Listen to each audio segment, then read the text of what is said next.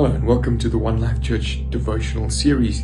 If you're joining us for the very first time today and you read 2 chapters a day for the next 20 months, you will cover the entire Bible. Well, it's good to have you with us. And today's chapters are Genesis 39 and 40, the account of the promotion of Joseph. One of the most famous stories in the Bible. Pantomimes have been written, movies have been made on this particular narrative. I'm in the junk room of our house. Be difficult for you to find this room. It's got all stuff stuffed in it, and in it are the old trophies of my kids. It shows I'm getting close to a granddad keeping trophies like this in a junk room. Anyway, one of those cricket balls up at the back there tell a story which taught my son a huge lesson when he was a little boy. In Psalm 75 verse 6, it says, promotion doesn't come from the east or the west or the desert region, but it comes from the Lord. I can remember when my boy was about 9 years old, played one of his first cricket matches, and he rated himself as a cricket player, but his coach didn't really rate him. So I remember him coming back from practice saying, my coach is useless. Dad, can't you talk to my coach? He's useless. Why are you batting me so way down there? And I remember saying to him, he was in fact in tears the one day. And I said to my boy, let me teach you about Psalm 75. Promotion doesn't come from your headmaster, doesn't come from your coach, doesn't come from your carefully planned ideas. It comes from the Lord. You need to trust God in this.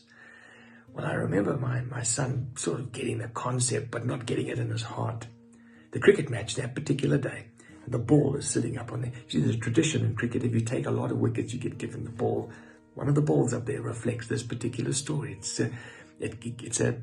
like one of those keystone marks in my son's life.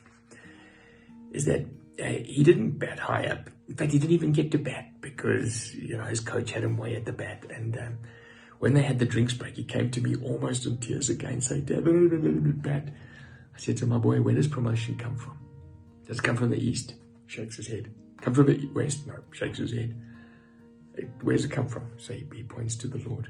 Anyway, so he was not a very athletic little boy at that stage, and he had only just started learning how to bowl.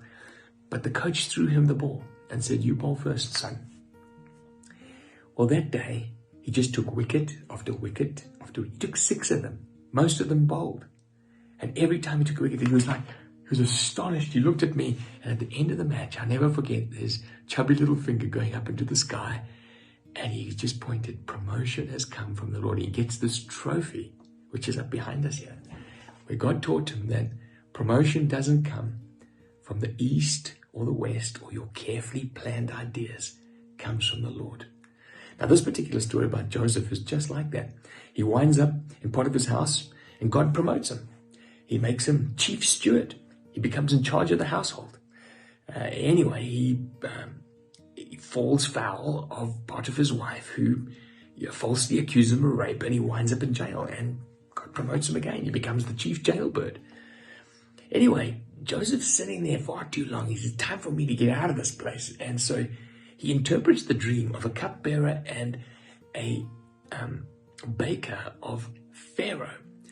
And one of the dreams meant that the baker was going to die and the cupbearer was going to wind up back in Pharaoh's court. Joseph seizes his opportunity and he says to him, hey, listen, when you see Pharaoh, remember me. Remember me. I'm an innocent man stuck away in jail here. I don't know what God's up to, but he's left me. He's like he's forgotten me. But put a word in for Pharaoh. But this is what the end of verse 23, chapter 40 says. The chief cupbearer, however, did not remember Joseph. He forgot him.